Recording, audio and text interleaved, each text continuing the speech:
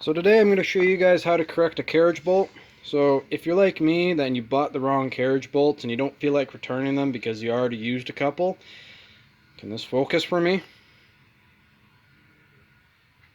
Focus. Okay, well, if it's... Come on. So if you know what a carriage bolt is, it usually has this domed head. And if you bought the ones that have these square bits in it, and you need these round, I'm going to show you guys how to make these round. Excuse me. That was square. Here's round. That's nice and round. And I'm going to show you guys how to do that very easily without hurting yourself. So you're going to need an angle grinder with a grinding disc. This grinder doesn't have to be a battery powered one. Mine's just battery powered. It's kind of handy. And you're going to need a drill press. You're going to need a drill press. That's why I have this key here, because I can't move the drill press. I can, I'm too lazy to. So I'm going to walk you through the steps on how to turn this and make it nice and round like this one without breaking the bank, and if you don't have a milling machine, because chances are you don't have a milling machine. Alright, I'm going to show you guys what to do. So you want to head to the drill press that you have in your garage if you got a drill press. If you don't have a drill press, I'm sure you can use a drill and just screw this into the teeth. Or not screw this in, but you know, put it into the teeth and tighten it up. I'm sure you could use a drill as well and maybe file it and use a file and then spin the drill over. I'm sure that'll work, but this is way faster, way simpler, and you don't have to spend a ton of money. So what you want to do is you want to put that in there. I can't do this one-handed, so one sec. So you want to put it into the drill press.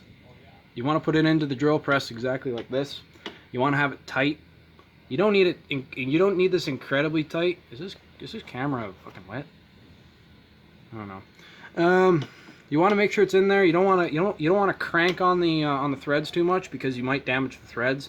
If it's a stainless steel bolt, it won't really harm it too much. If it's grade A, you're not going to harm it too much. But you want to put it in there nice and good. And you want to make sure when you turn the drill press on, you want to make sure you know which way it's spinning, because if you use the grinder and it's spinning the wrong way, this will actually work its way out.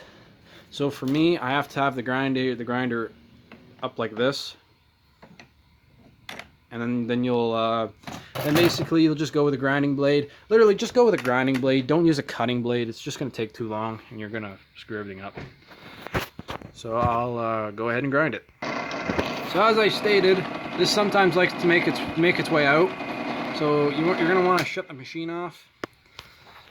You're going to want to... I can't really do this one-handed, so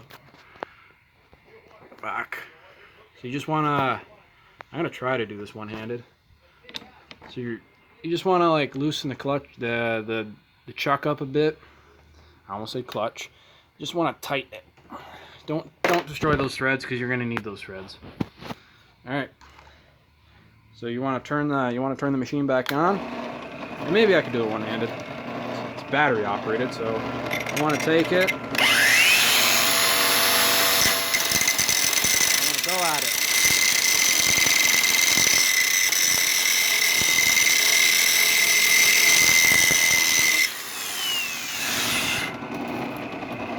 And lo and behold, you just milled something. So that's a nice easy way to mill something. I hope you guys like this short little video on how to mill something without any sort of fancy milling machines. If you got a drill and a drill or a drill press and a grinder, you can correct all your carriage bolts if you bought the wrong ones. Catch you fucks later.